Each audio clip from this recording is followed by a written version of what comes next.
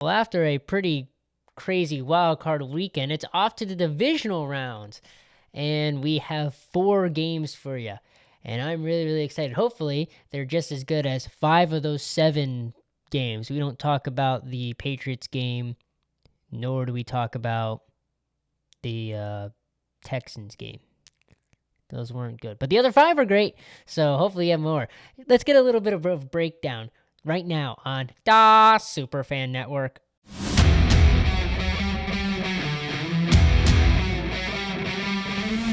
Goal. Avellini, here comes Peyton. And Peyton is in for the touchdown. Unbelievable. Takes a Cade. 2-on-1. Hustling back is point up. Shot. Goal!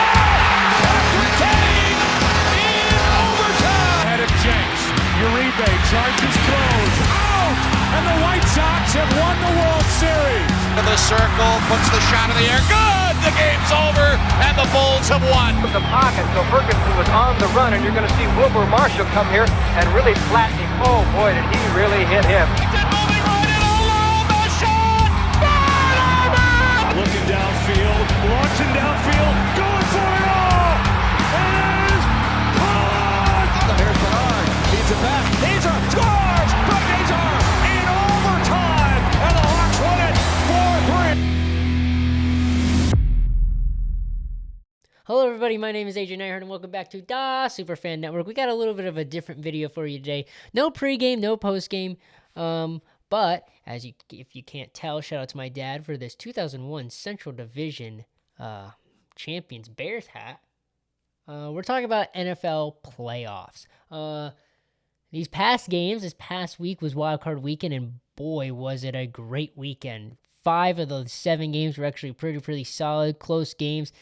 And now it's come down to the divisional round. So we're off to the divisional round. I'm going to break down what we got, and we have the schedule, so we'll get to see what games come first and so on. And I'm going to break down those games being like, okay, so this is what's really going on. So to start, Saturday, we have at 4:30 p.m. Eastern, we have the Bills visiting the Mile High City of Denver to take on the Broncos. So to break down that, Bills and Broncos, these teams had a pretty good season. The Bills were the 6th seed at 13-5, and the Broncos were 14-3, getting the number 1 seed. The AFC West was an absolute wagon. Was the AFC West really a wagon? A little.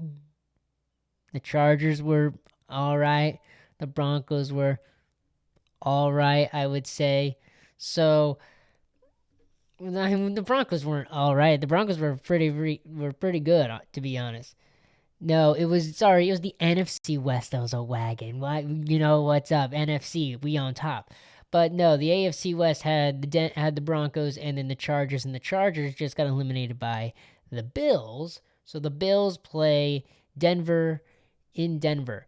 So to break it down, the Bills had a home record of 7-2 this season, but only an away record of 5-3. Denver has had a home record of 8-1, an away record of 6-2. So a 5-3 record for the Bills versus an 8-1 record for the Denver when it comes to home versus away. Points scored, but the Bills are 4th with getting an average of 28.3 points per game. And Denver is 14th, not by much, 23.6 the average. Points allowed, though, Denver is 3rd with 18.3, and the Bills are 12th at 21.5. Takeaway differential, Denver is -3, so they're 19th. Buffalo has +1. Yards per game, passing yards. Even though they have Josh Allen, they're only 15th with 216 per game. Denver has 223 per game. However, the Bills have a really good rush defense and a great pass defense. Both number 1 rushing yards of 159 and a passing defense of 156 yards. So that looks pretty good, and it's pretty set up for a great game because Denver has the second best rush defense with only allowing 91 yards per game. So it's the number 1 rush offense versus the number 2 rush defense when it comes down to this. And in Mile High, good thing it's not a late night game. It's only a 4:30 game, so cold but not too terrible. But both these teams play outside, so it won't be that big of a factor. Will it be the Bo Nix, or will Josh Allen get over the hump and get to the conference championship? Only time will tell. I honestly think Denver will win this one. I don't know why. But part of me also thinks the Bills will win this one because the Bills have more playoff experience than these Denver Broncos. So it's very interesting. It's shocking to see that Denver was the number 1 seed this year and Buffalo was the 6th seed. But those seeding numbers don't really matter when it comes down to it. It's who has the better experience.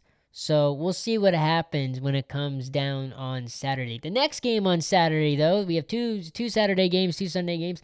The next Saturday game, 8 o'clock Eastern time. It's a wagon of a game. What a game this is. It's the 49ers going up north to go play the Seahawks in Seattle.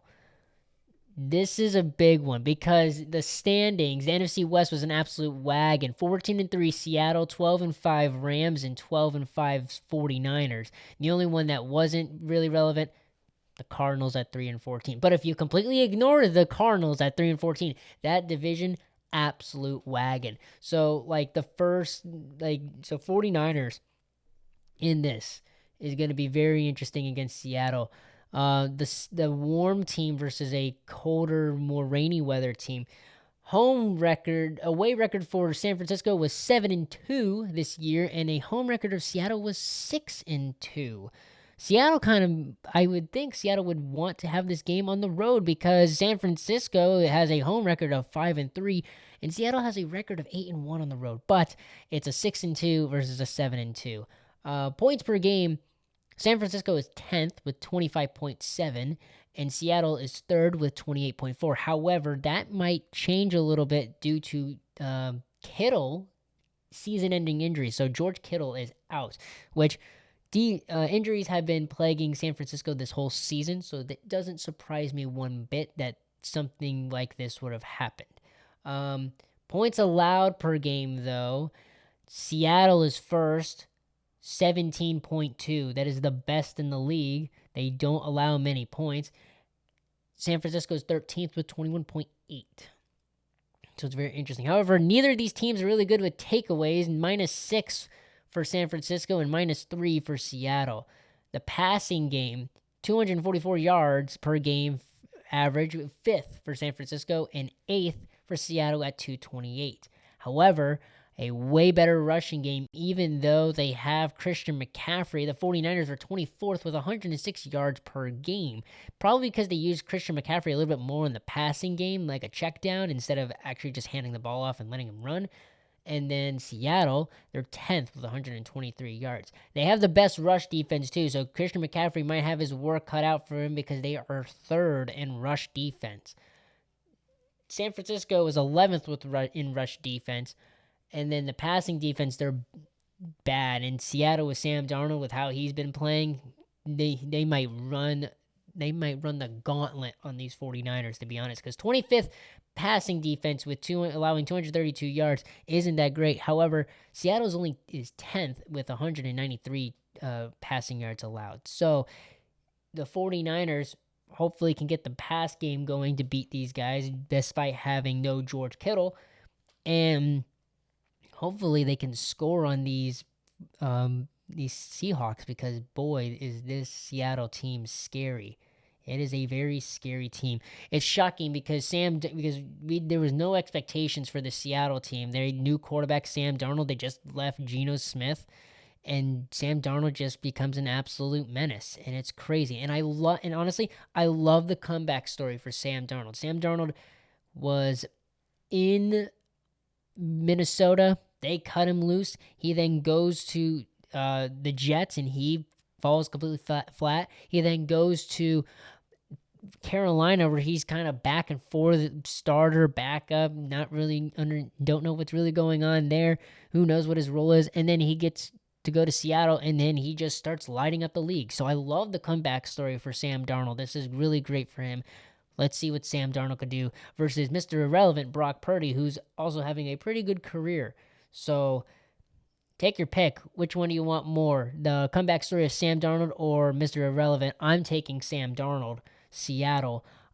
I just like the comeback story with Sam Darnold. Like, I feel like Sam Darnold didn't get a fair chance at being a quarterback, and he got shipped all over the place, and now he's in Seattle, and he's got an actual steady team, steady game plan, and he looks good. He looks really good. Look at that, like, points scored a game, 228.4. That's third. Like, come on. Like, that looks good. The passing yards, like, they're eighth. Yeah, they're eighth. But 228 is not, just because they're eighth, like, out of 32 teams, eighth is pretty good. And yeah, maybe they're not top 5, but 228 yards is 228 yards. That's pretty good with Sam Darnold. So we'll be seeing what's going on. Hopefully, I take Seattle, and maybe Seattle will get it done. But only time will tell. Those are the Saturday games.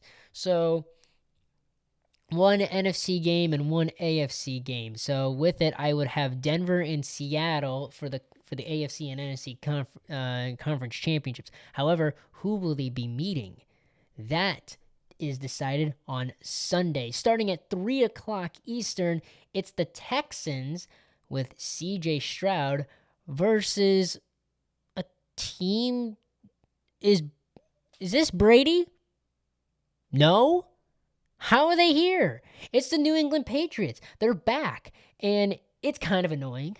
I'm going to be honest. It's kind of annoying because they had their dynasty and then things fell apart. However, who's to say this is a dynasty yet? Drake May hasn't won a Super Bowl. This Patriots lineup hasn't won a Super Bowl. There's no Tom Brady, no Rob Gronkowski, no Julian Edelman, no Bill Belichick. It's a whole new cast of characters. And it's quite interesting because these guys kind of came out of the blue. And it's, taking the number 1 seed. It's interesting. However, this could be the start of something different. You know, there was the old Patriots-Colts rivalry, Brady versus Manning. This could be the start of Drake May versus C.J. Stroud. Nah, probably not. But we'll see what happens. Looking at these stats, the Texans are 5-3 on the road, while New England is 6-3 at home. New England, also like Seattle, maybe should have wished that they didn't get the 1 seed and they were on the road, because New England's 8-0 when it comes to road games. They play good when it's on the road. And the thing is, they don't get another road game this playoffs. They will play at home in the conference championship if they win. Actually, that's not true. I lied. I'm a terrible person. Apologies. Denver was the number 1 seed. I forgot. It's the 2 seed New England Patriots. I forgot. You know why I forgot? Because the Chargers are so forgettable. That Chargers-Patriots game was so forgettable, it was ridiculous. That's why I forgot it, because it's one of the 2 games that was completely forgettable. What's crazy is that the 2 teams that won those most forgettable games are now playing each other, and hopefully it's a memorable game, like the other 5 that were for this wild card weekend. So, New England, if they win, they could play one more road game, and then if they win, they go to the Super Bowl. But they are 8-0 on the road, and Houston 7-2 at home. So they kind of wish that their seedings were flipped. But that doesn't matter. Seeding doesn't get really that important unless you're the number 1 seed. Other than that, it's kind of just like whatever. So 2 seed of New England versus Houston, and they were the 4 seed. No, they weren't. They were the 5 seed. Pittsburgh was the 4 seed, who Mike Tomlin is stepping away, which is quite interesting. He's stepping away. Wasn't fired, stepping away. 19 years. who knows what will happen. So Pittsburgh still has the right to him. If he wants to come back, he might come back. Who knows? I don't know if he'll come back. But he's stepping down from the head coaching position. Anyway, back to this game, which is more important. Points allowed. You know how Seattle was number 1? Well, New England's number 2. 28.8 points per game. Houston, 23.8. Points allowed, though, is quite interesting here. This might be a hard-nosed football game because Houston is second with 17.4 points, while New England is 18.8. Hang on, let me clarify. Let me make sure I'm getting my stats right. There's a lot of stats being thrown everywhere. Sorry, Seattle was first in points allowed. There's no one who's number 1 for points scored, but New England's number 2. So, my bad. Seattle is number 1 when it comes to points allowed. Number 2 goes to Houston, and number 4 goes to New England at 18.8. So, this might be a hard-nosed football game when it comes to, this might be just really, really defensive football game. Unless it's one of those games where the defense doesn't show up, and it's just an all-out shootout. But I really think this game might be one of those hard-nosed football games where it's just defense, low scoring. So if you like low-scoring football games and like a lot of defense, this is going to be the game for you. Takeaway differential, plus 17 to Houston. They're second to the first team, which we'll talk about in a little bit. You probably already know who it is. And then 10th for New England with plus 3. Passing yards. This is crazy. New England has 250 passing yards per game. That's only good for 4th, which is quite shocking. And then Houston at 218, that's 14th. Rushing yards, 128 for New England. That's only good for 6th. And then 22nd for Houston at 108. Now, the defensive passing yards, 183 for Houston. That gives them 6th. And 193 for New England. That's 9th. And then the rushing yards are defense, 93, which is 4th for Houston, and 101, which is 6th for New England. So really even when it comes to the defensive side of the football for these two teams. It's really even, which makes this game on paper look even better. This might be, if the Seattle and San Francisco game isn't good, this becomes game of the week. As of right now, that San Francisco-Seattle game of the week, by far, because it's two juggernauts in the same division, and one of them is going home, and the other is going to the conference championship, possibly meeting the other gauntlet for that division. However, in this one, where I'm going to go New England. I know Houston has a little experience, but I feel this New England team is just an absolute wagon of a team. Like, they've just surprised people. They're just dominant. So I'm going to take New England to go and play Denver for the AFC Championship. Unless the Bills have something to say about that. But as of right now, I'm saying Denver versus New England for the conference championship in the AFC. But what about the NFC? That's where the very last game, and a bitter cold one, might I add, 6:30 p.m. Eastern. No 8 o'clock night game, but a 6:30 p.m. game. The Rams, who are the second best team in the NFC West with a record of 12-5, don't get to play in the sun. They get to play in freezing temperatures. Possible kickoff temperature, 11 degrees. And it's my team, the Bears. So the Rams come to play the Bears. The last time that I can remember the Rams and the Bears playing in a postseason game was that 85 season. They played in the conference championship. However, this isn't 1985. This isn't the 85 Bears. This isn't going to be This is the Stafford Rams and the Williams with Ben Johnson.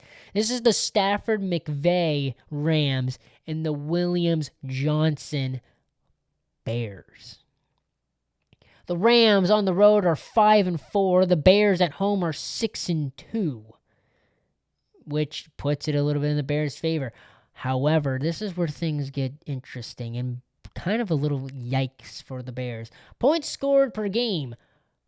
Rams are number 1 with 30.5 points per game. And if you've seen the defense of the Bears, we're lacking some players because of injuries, specifically our linebackers. And our secondary isn't all that great either. However, Kyler Gordon is back. We'll see what happens there. The Bears' points scored per game are 9th with 25.9. Points allowed, though, were 23rd with 24.4, while the Rams are 10th with 20.4. However, though we didn't get one against the Packers, we almost did a couple times. The Bears are first in takeaway differential with plus 22. They're first place. The Rams, on the other hand, are 5th with plus 11. Passing yards per game, they are first with 268 for the Rams and 225. That gives Chicago 10th. Rushing yards, however, 144 for the Bears. That puts them 3rd. And 126 for the Rams. That puts them 7th. For the defensive passing yards, this is a bit atrocious, to be honest. 216, that puts 9th for the Rams, and 227, that's 22nd for Chicago. So what the Chicago Bears would hope for with lack of defense, the Rams have that with their offense. So the Rams are kind of like the Bears. If the Bears had an absolutely old quarterback who has experienced more comeback victories in the fourth quarter than your grandma's ever experienced. Let's be honest. Matthew Stafford. That guy is going to the Hall. What's good is that he's got a ring to his name, a Super Bowl to his name, so that even has a better chance to put him in the Hall. Now, the Bears on rush defense, they're 27th with 134, and the Rams are with 110 are 12th. So, this one's going to be interesting. However, I will say this. If the Bears were to lose this game, I don't think I'd be as upset. And why I say that is because it's Matthew Stafford and Sean McVay. It's a really good Rams team. The fact that they're not number 1 is because the rest of the division was absolutely stacked. This game should really be played in LA, but benefit of the doubt, it's played in Chicago. The question is, can the Rams play in the cold? It's like the Dolphins for the AFC. Oh, the Dolphins are playing this team. How are they going to do? They're playing outside, it's cold, they lose. So my question is, are the Rams going to be like the Dolphins and lose in a cold weather game? That's what's interesting about this. However, why I wouldn't be as mad is because it's not the Packers. That's only the real reason I wouldn't be mad. Besides, we ended our drought. We got our first playoff win in 15 years. All this is giving is experience, which is good. It gives us more playoff experience for this team. So for when next year, when we get when we upgrade a little bit in the free agency, which I hope we do because our defense needs it, we will be ready to go try and make it even further in the playoffs. Now, I will say this. Chicago is the Cinderella runners right here. They are the Cinderella run. Because, to be honest, this team shouldn't be where they are. We've just been able to come in the clutch, maybe a little bit lucky. Not all those games were luck, but just come into the clutch and just get wins that we weren't supposed to win. It's like the White Sox back in the 80s. Win ugly, win ugly, win ugly. That was their whole thing, was winning ugly. The Bears, some of those wins were ugly. But we're the 2 seed, and we get to play at home. And you know Soldier Field is going to be absolutely bumping. Maybe the place will shake again. But it would be cool if the Bears were to win and go to the NFC Championship. It's just one of those things. It's like, this is not really a win-lose situation. We lose this game. Oh, well, man, it sucks that we lost this game. And yeah, I'll probably be a little bit mad that we lost the game, but then I'll realize, you know what? The future looks bright. And the future is great. That's what it is. This is the first year of the Ben Johnson, Caleb Williams duo. The first year that the Bears have actually had a competent head coach. The first year that the Bears have actually looked like a football team. No more of this, experiments with this quarterback, or let's try this head coach, or try this head coach. Defensive mind, let's try this guy. It's not working, fire him. This quarterback's not working, get rid of him. Draft a new one. Oh, this coach isn't working, get a new guy to then join with the guy that we already drafted. Oh, that isn't working, blow it up and start all over again. That's what it's been for so long. And this is the first time that the Bears look like a good team. And it's great to say, the NFL does good when Chicago does good. So, yeah, I'd be a little bit upset if we lost the game. But after a couple hours, I feel like I'd be like, you know what? This has been a memorable season. I have a shirt coming. My dad bought me, I didn't ask him to, but he bought me the 2025 NFC North champions. There's a reason why I'm wearing this hat today. 2025 NFC North champions. I'm so happy that we beat the Packers in the wild card. Because when it comes down to it, when I'm older and I have kids my own, hopefully, I can go to my kids, be like, and maybe they find the shirt, or maybe I'm wearing that shirt, and they ask, what's that? Or what's this? If they find it. And I'll be like, this shirt my dad bought me. And that year was a special year. It was a year that fans of the Bears were having fun. The city was alive. It was just different. And that's what this has been. It's been different. I don't remember the city being this excited and these fans being this excited in 2018. This is the closest I can get to what I could imagine it feeling like when the 85 Bears were around and everything in Chicago was Bears. I don't live in Chicago, but everything was about the Bears. Pop culture was about the Bears. Everything was about the Bears. And that's what's so awesome. Now, I hope the Bears win. Do I think they'll win? No, I don't think they'll win, but I hope they do. Now to the other elephant in the room, kind of off topic, but still with the Bears. This whole animosity thing. People are freaking out like, oh my gosh, Ben Johnson said F the Packers in the locker room, and it's on camera. This is what he had to say about it. This is a rivalry, and city of Chicago, Green Bay, it needs to be a rivalry. Ben, if you're F the Packers comment that you had after the game, it's kind of gone viral since then.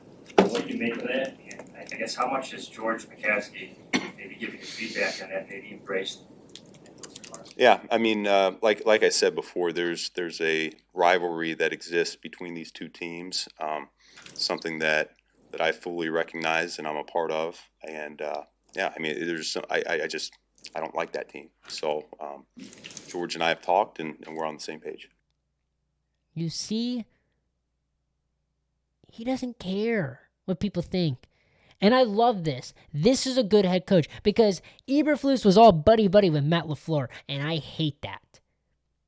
You shouldn't like the team from up north. If you're a Bears fan, you do not have any sympathy. You should not have any sympathy for any Packers fan.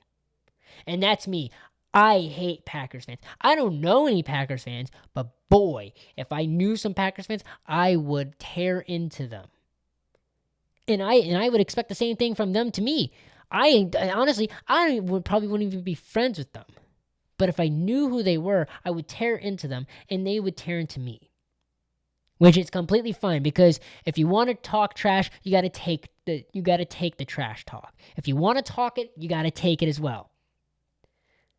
But people are freaking out about this. Imagine what Ditka was saying when he was the coach, but that stuff didn't see light of day because cameras weren't all available. And I'm going to say this. I applaud Ben Johnson for what he said. That was the correct answer. Because this is the first time, I feel like there's been I mentioned it, I put this on a tweet. I feel like there has been a decline when it comes to rivalries in sports. People say rivalry, but all it is a bunch of history and nothing to show for it now. Like, the Colorado Avalanche and the Red Wings, the rivalry, that was only around for a couple years. From the late 90s to the early 2000s. And then it died. And now it's not really a rivalry anymore. This thing has been going on for 104 years. And the rivalry almost wasn't a rivalry, as it felt like. It always, granted, that was because the Packers were always beating the crap out of the Bears. But now we have a coach. We have a good team, for one, that can match with the Packers. But we also have a coach who he doesn't like the head coach of the Packers. He hates Matt LaFleur. And you know what? He hates the Packers. And that's what you need. A rivalry, you should be able to talk trash in the media, and you should be able to hate the guts of another guy because he's coaching a team, the team that your team doesn't like. You should be able to be mad about that. The fans are able to be mad about that. Packers fans hate Bears fans, and Bears fans hate Packers fans. But why can't a head coach of the Bears be mad at the head coach of the Packers, and the head coach of the Packers hate the head coach of the Bears? Why can't that be? Why do we have to be all buddy-buddy when it comes to the field? No, if you hate them, you let the people know you hate them. If you hate the guy or you hate the team, you let the media know you hate the guy or you hate the team. Especially if it's a rivalry of 100-something years, 104 years, 213 meetings. If you are coaching one of this team, you are expected to hate the other team. And if you actually hate the coach, that even adds more fuel to the fire and makes it an even better rivalry. I feel like there's been a decline in all sports of rivalries. The actual term rivalry didn't really mean anything until now. After Ben Johnson was like, F the Packers, I hate those guys. Like, that's awesome. I love it. I loved it. And if Matt LaFleur did the same thing to us, I'd be like, absolutely. That's what it should be. If Matt LaFleur went, F the Bears, I hate those guys. Yes, you are supposed to hate us. You are the Green Bay Packers. You are supposed to hate us. We are the Chicago Bears. We are supposed to hate you. And the Packers fans are all just like, oh, he needs to apologize for saying that, blah, blah, blah. Shut up and cry. Go cry. Because when you guys were dominating, you had Aaron Rodgers going like, I own you. Who cares? Your time's up. It's over. The time's up. Your days of dominating are over. And look who's won more playoff games this year than you guys. Sorry for making this such a rant, but people have been talking about this all over the media, everywhere, and I just want to put my sense of, this is perfect. This is what the sport needed. This is what the sporting world needed. Because now we had Bears and Packers. The Packers are beating them. Bears then beat them one time with a terrible team, and they somehow beat the Packers. It's like, oh my gosh. And then then this team shows up, and we're actually able to go blow for blow against the Packers. And the Packers continue to choke as always in the playoffs, because who's shocked about that? But it's just, they're even now. It's like before Brett Favre showed up, before Aaron Rodgers showed up. And now the Packers fans are feeling what Bears fans have felt for decades of, is this the coach? Is this our star QB?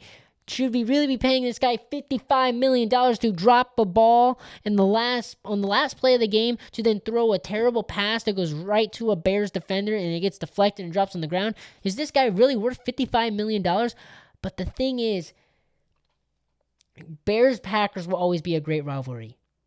But I feel like they've taken it up to the next level, the new era of this. And it started with the cheese grater hat. Then it was the wild card game and a less than a second handshake that everyone's freaking out about. Who cares? Yes, sportsmanship is very important. Jalen Johnson went to go console Christian Watson. Okay. That's because they have history with each other. But Ben Johnson hates Matt LaFleur. The whole history between Ben Johnson and Matt LaFleur has not been good. And if you hate a guy, you're going to show it by giving a less than 1 second handshake. And I applaud Ben Johnson for that. Do I applaud bad sportsmanship? No. But do I applaud animosity and anger towards another team? Abso-freaking-lutely. And I love it. So, if the Bears were to beat the Rams, it would just be a little more twist of the knife into the back of Packers fans. If we lose, cool. We got next season to look forward to. We don't need to twist the knife anymore. We came, we saw, we stabbed, we conquered, we move on. And I'm excited for the future of this rivalry. 104 years, and it just keeps getting better. But we got to get through divisional weekend first. And if I'm with my thoughts, I think the Rams will beat the Bears. Rams will play Seattle. Seattle will beat the Rams. Denver will play New England. And we'll have a rematch of Super Bowl 48 and probably get, I don't know, maybe a better matchup. What Manning versus the Legion of Boom should have been. Broncos Seahawks for Super Bowl 60. That is my prediction. I will give you an updated prediction when we see what happens. But other than that, we got to get through the rest of this week first. Thursday, Hawks play. Friday, we'll have a fun video for you. I've been able to figure out OBS and stuff, and now I have it set ready to go for a video for Friday Fun Day. So a fun video coming. And then Saturday, we have a little special video. We have an unboxing. I just recently got something in the mail. It's back in my house. It's not here. I have to go get it. And I'm going to record it because I want to get my first reaction to it, and I want to share it with the internet because it's pretty freaking cool. And I see other people on YouTube doing unboxings of things, so why not? But other than that, that's all I got for this little special episode. Sorry for my little rant tangent, but things happen like that. But other than that, that's all I got. Thank you for watching this episode of Da Superfan Network. I'm AJ Neihart saying so long. I will see you on Thursday, and have a great divisional playoff weekend. See you then. Go Bears.